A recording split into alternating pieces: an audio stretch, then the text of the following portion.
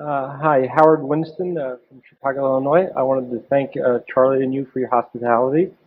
My question is, Berkshire has benefited enormously over the years from the low cost of its float. Do you think the internet will make the insurance business more competitive and therefore raise the cost of your float? Well, that's a good question. I would say that the internet, from what I see now, is unlikely to increase the cost of Berkshire's float. It will have different effects on different aspects of our insurance business, and it will change the insurance industry in some ways. And I can't tell you exactly what, but you know that any system of distribution is going to be affected by something that changes the economics of distribution as much as the internet does. So there's no question it'll have an impact.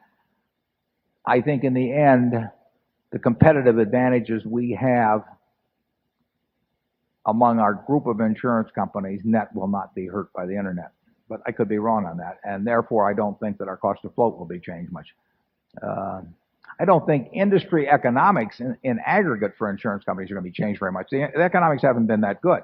I think they'll be about, in that same range, and I don't think our competitive advantage will be cut. So therefore, I think our cost of float in the future is going to be higher than it has been in the past, but that's for reasons other than the internet.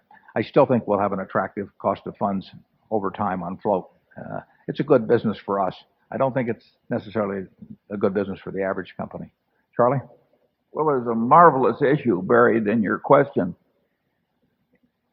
Will the internet, by making competition so much more efficient, make business generally harder for American corporations, meaning more competitive, lower returns on capital? And my guess would be yes.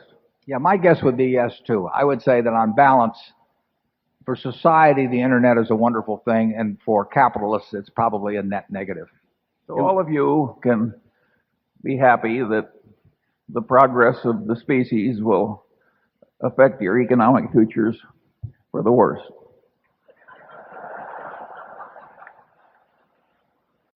A sacrifice at which our ages were willing to do, but we wouldn't be at your age.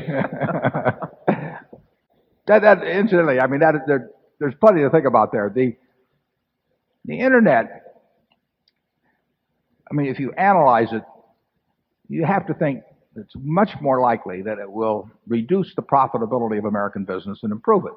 It will improve the efficiency of American business, but all kinds of things improve the efficiency of American business without making it more profitable.